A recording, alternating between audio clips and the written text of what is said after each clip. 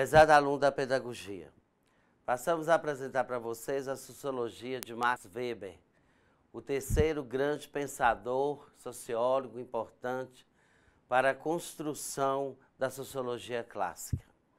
Nascido em Erfurt, na Alemanha, Max Weber é um dos principais pensadores que colaboraram para a construção da sociologia. Entretanto, assim como Karl Marx, Weber enveredou-se por uma gama gigantesca de assuntos e colaborou para o desenvolvimento da filosofia, da política, da economia, da história e do direito. Weber foi fortemente influenciado pelas ideias de Karl Marx e Émile Durkheim, sendo também crítico das obras destes grandes pensadores. Sejam bem-vindos todos vocês. Até o momento, apresentamos o contexto de formação da sociologia como disciplina, além do referencial teórico de três grandes e importantes autores, Émile Durkheim, Karl Marx e Auguste Comte. Na atual unidade, abordaremos a teoria de outro ilustre pensador, o sociólogo alemão Max Weber. Cada um de vocês deve estar se perguntando: o que este novo teórico pode ajudar em nossa formação acadêmica e pessoal? A teoria weberiana pode contribuir na formação de vocês em muitos aspectos. Trata-se de um intelectual que nos ensinou que é necessário lidar diretamente com os problemas que estão à nossa volta. Sua motivação de pesquisar estava ligada a uma tentativa de compreender situações vivenciadas em seu país.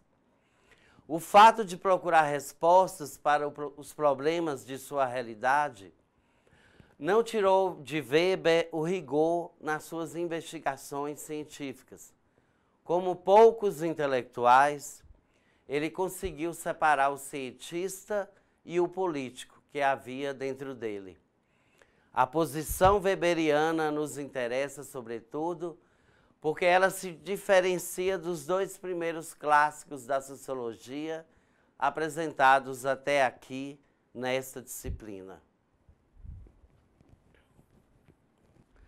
Vejamos a síntese do pensamento de Max Weber. A postura crítica desse pensador em relação à realidade sempre o levou a escrever contra alguém ou contra algum acontecimento do seu tempo, ou mesmo contra as instituições. Como Marx, Weber entendia as instituições como aparelhos que transmitiam as ideologias do Estado autoritário e corrupto. Weber também alinhava-se a Marx em relação ao tratamento dado ao desenvolvimento do capitalismo e das relações sociais de exploração que se estabeleceu em volta dele. Mas não se ocupou com o conflito de classes sociais e também não submetia suas análises comparativas à noção de materialismo histórico, deixando isso para Karl Marx. Para Weber, as motivações das ações dos indivíduos em seu convívio diário determinariam a mudança social. Ou seja, Weber acreditava que as mudanças aconteceriam a partir das pessoas reunidas em grupo ou não, que as mudanças partiriam da vontade do povo reunido ou não. Então, podemos dizer que para Max Weber, as grandes mudanças sociais do seu tempo e da atualidade somente acontecem se o povo assim querer e brigar por elas. Partindo deste princípio, Weber elaborou o conceito de ação social. Caros alunos, Weber admitia, como Marx, que os indivíduos, homens e mulheres, são sujeitos possuidores de ideias, crenças e valores, e que estes elementos subjetivos próprios do ser humano é o que favorecia a ação social dos indivíduos dentro do corpo social. Essa ação social é justamente a liberdade para agir e modificar a realidade, possibilitando as mudanças sociais. O conceito de ação social foi concebido por Weber como qualquer ação realizada por um sujeito em um meio social que possua um sentido determinado por seu autor. O processo de comunicação estaria, portanto, intimamente ligado ao conceito de ação social. A manifestação do sujeito que deseja uma resposta é feita em função dessa resposta. Em outras palavras, uma ação social constitui-se como ação que parte da intenção de seu autor em relação à resposta que deseja de seu interlocutor. Weber estipulou 4 tipos ideais de ações sociais: ação racional com relação a fins, ação racional com relação a valores e ação afetiva e ação tradicional. Percebe-se, portanto, que Weber afastou-se dos determinismos sócio-históricos de Karl Marx e do fatalismo da noção de um sistema externo e independente do indivíduo que Émile Durkheim propôs, elaborando assim a noção de um ser humano livre para agir, pensar e construir sua realidade. Para Weber, as estruturas sociais estavam em contato direto com o poder de ação dos indivíduos, o que significa que os sujeitos, seus valores e ideias, possuem força de ação direta sobre estas estruturas. A tarefa da sociologia seria, então, segundo o teórico, compreender os significados que norteiam estas ações. Talvez o conceito mais importante da teoria weberiana seja o de ação social, que, segundo o autor, deveria ser o principal objeto de estudo da sociologia. Weber estava mais preocupado com aspectos mais próximos ao indivíduo, justamente por acreditar que não era apenas a estrutura das instituições ou a situação econômica do sujeito que motivaria suas ações. Para Weber, as ideias, as crenças e os valores eram os principais catalisadores das mudanças sociais.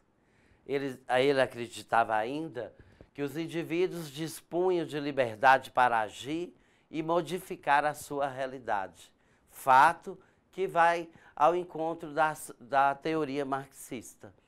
A ação social seria, portanto, qualquer ação que possuísse um sentido e uma finalidade determinados por seu autor.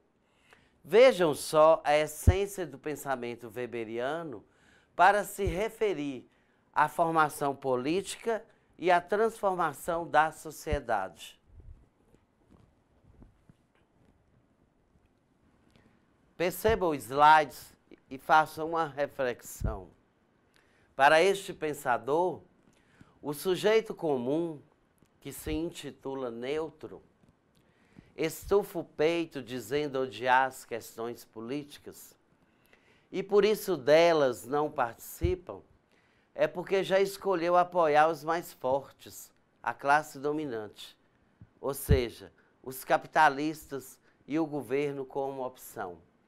Este é aquele que Bertolt Brecht chamou de analfabeto político.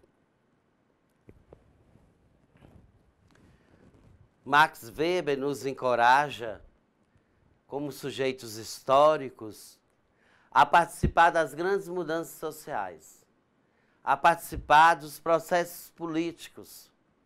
Não são todos os políticos corruptos, não são todas as instituições aparelhos que servem ao Estado para controlar a sociedade. Há políticos e instituições sérios e comprometidos com o bem-estar social da grande massa trabalhadora.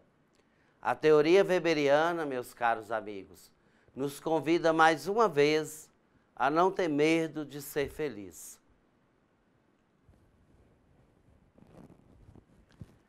Para Weber, devemos levar em consideração que todo conhecimento sempre é parcial e suscetível de questionamentos.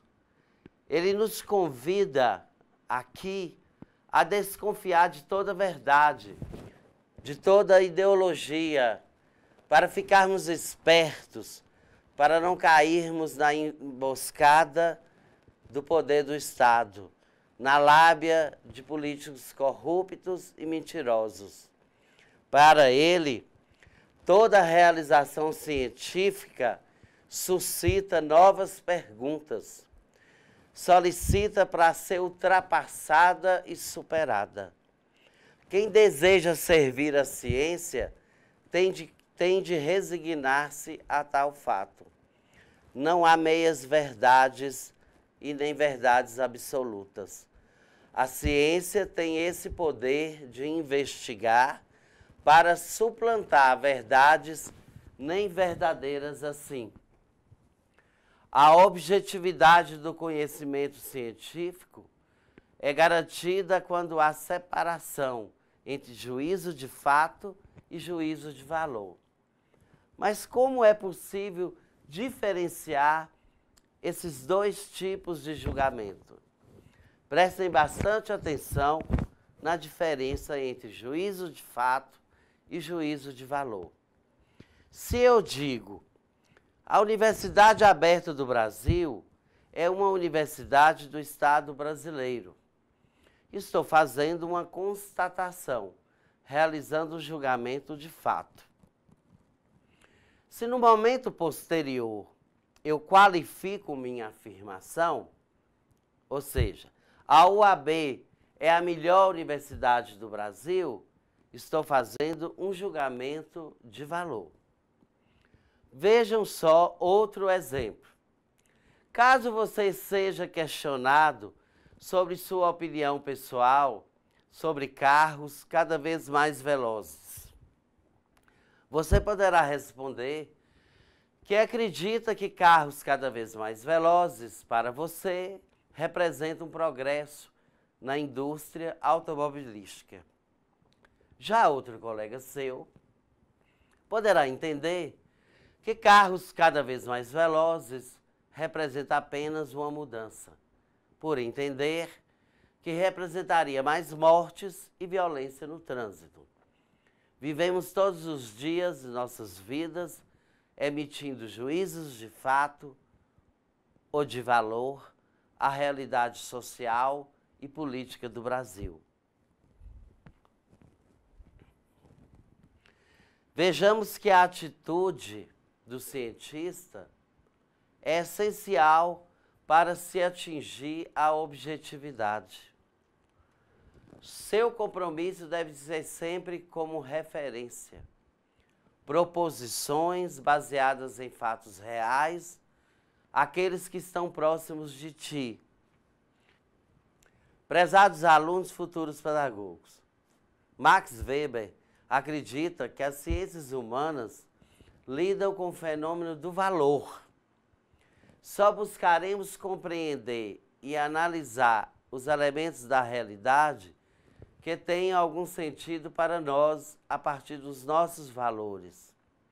Por isso Weber afirma: não existe qualquer análise científica puramente objetiva da vida cultural ou dos fenômenos sociais, que seja independente de determinadas perspectivas especiais e parciais, graças às quais essas manifestações possam ser explícita ou implicitamente, consciente ou inconscientemente selecionadas, analisadas e organizadas na exposição enquanto objeto de pesquisa. Mas Max Weber acredita na objetividade do conhecimento? Weber acreditava na objetividade do conhecimento, não como sendo o fator desencadeante de determinada reflexão acerca de um assunto, mas como que deve guiar essa reflexão para que seu resultado seja o mais objetivo possível. Lembre-se, caros alunos, que em uma pesquisa científica, a neutralidade do pesquisador é crucial para o alcance desta objetividade.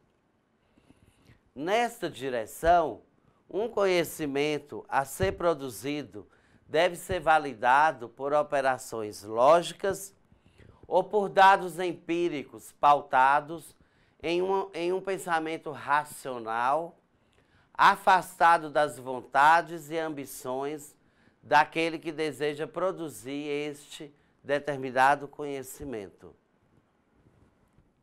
Outro ponto importante da teoria weberiana é a busca pela construção dos tipos ideais no processo de construção do conhecimento teórico.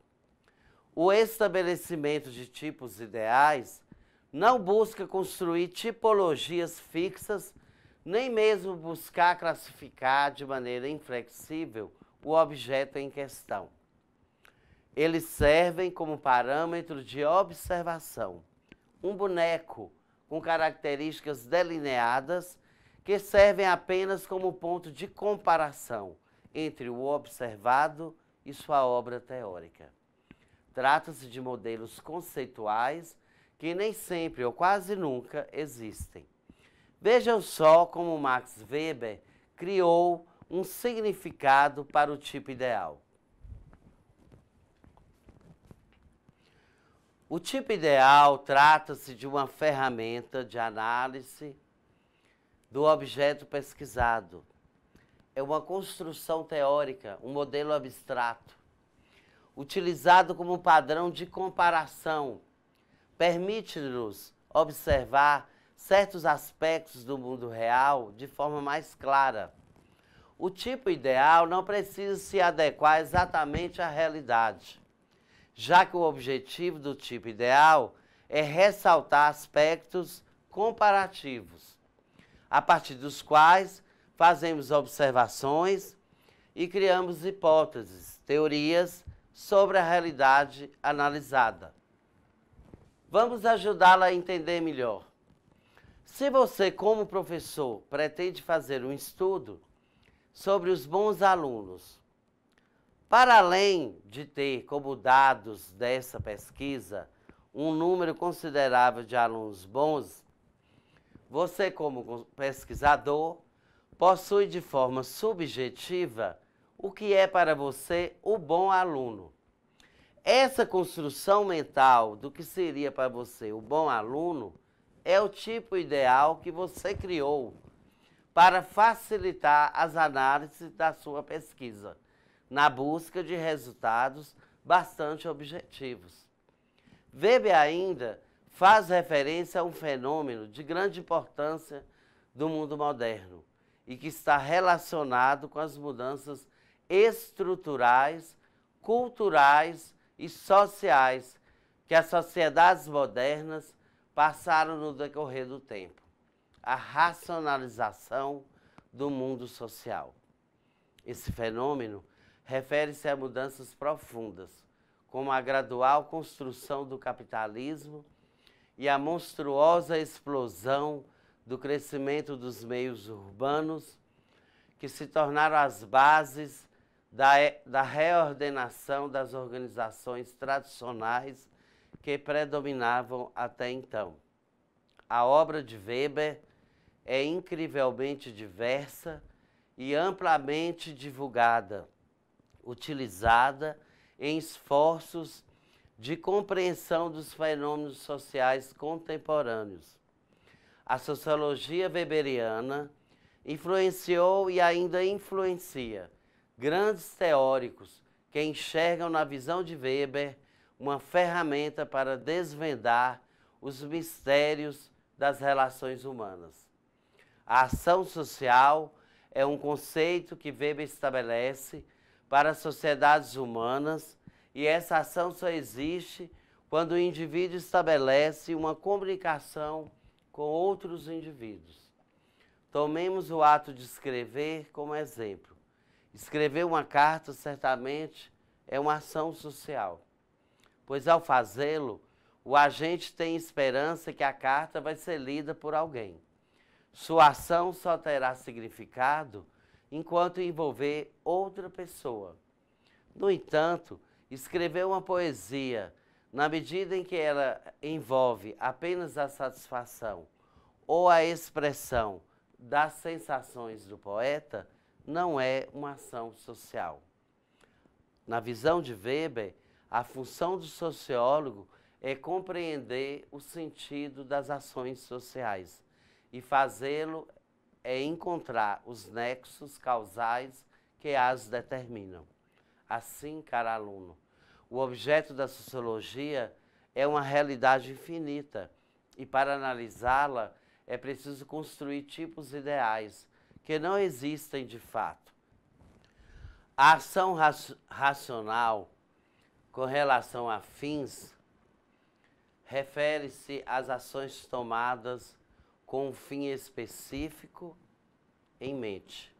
Isto é, o autor busca atingir um objetivo e age racionalmente para atingi-lo. Já a ação racional com relação a valores refere-se às ações que são tomadas segundo os valores morais do sujeito que a pratica. A ação afetiva, configura-se quando um sujeito age com base em seus sentimentos, sem levar em consideração o fim que deseja atingir. Já a ação tradicional está relacionada com o agir baseado nos costumes e nos hábitos. Isto é, o sujeito age pelo pressuposto da tradição sem o apoio da razão. Comparando Durkheim e Weber, agora do ponto de vista do objeto de estudo sociológico, o primeiro dirá que a sociologia deve estudar os fatos sociais, que precisam ser exteriores e coercitivos, além de objetivos, o que seria para ele as instituições, as responsáveis pelas mudanças sociais. Enquanto Max Weber optará pelo estudo da ação social dos sujeitos individuais ou em grupos, seja em sindicatos ou associações, é o que promove na sociedade a sua transformação, ou seja, o rompimento com a ordem estabelecida.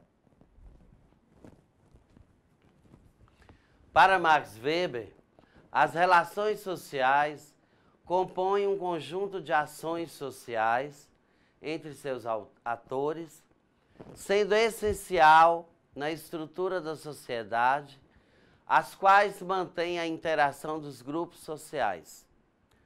Para Weber, essas relações são classificadas de duas maneiras: relações sociais comunitárias, de teor afetivo, está baseada no sentimento de pessoas que vivem em um mesmo bairro ou cidade.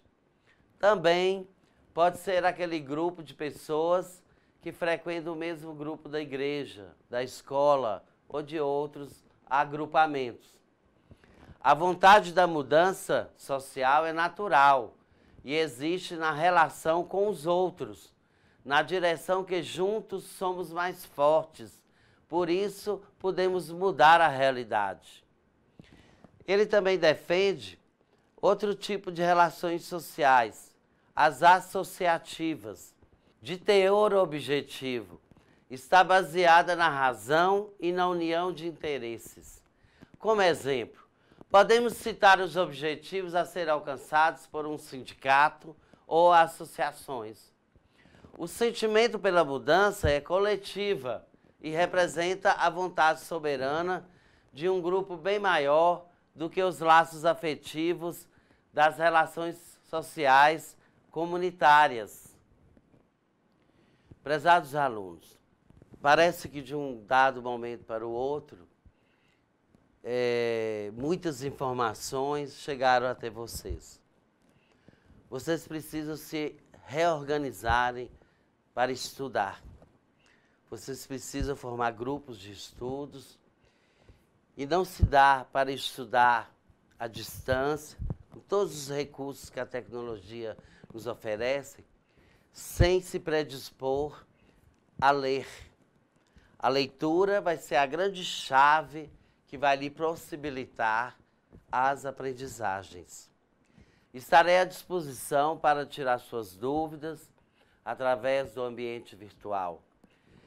Este professor está aguardando a participação intensa de todos vocês no ambiente virtual, através dos fóruns, através das questões, através das sugestões de filmes, de leituras. Faça de você um grande professor. Seja por aí um excelente aluno do curso de Pedagogia da UAB. A nossa questão prática para essa aula toma a perspectiva weberiana de observar o mundo, se fundamenta na centralidade do indivíduo, ou seja, em atores sociais capazes de conduzir suas próprias ações. Na sua interpretação, as regras sociais não pairam sobre os indivíduos, mas são constituídas a partir das ações entre os indivíduos.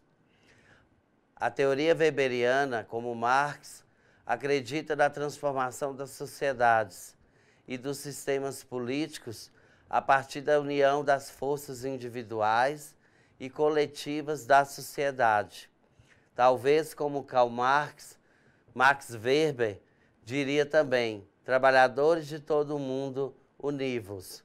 Assim, proponho a vocês se reunirem em grupos de 5 elementos para, juntamente com o serviço de tutoria e apoio deste professor, discutem a questão prática proposta por este professor para esta unidade.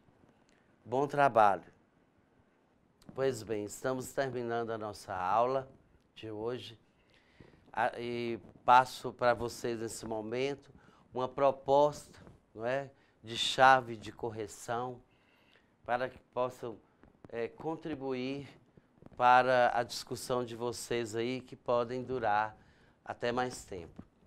A mudança social é a transformação da sociedade e do seu modo de organização em decorrência de hábitos e costumes, que deixam de fazer ou que começam a fazer parte do cotidiano das pessoas.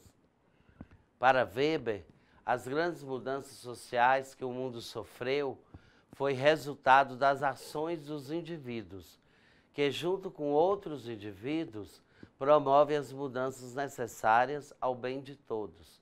Essa afirmativa de Weber se aproxima e muito do que diz Karl Marx ao usar a dialética e o materialismo histórico como objetos de análise da sociedade capitalista, selvagem, injusta e desigual.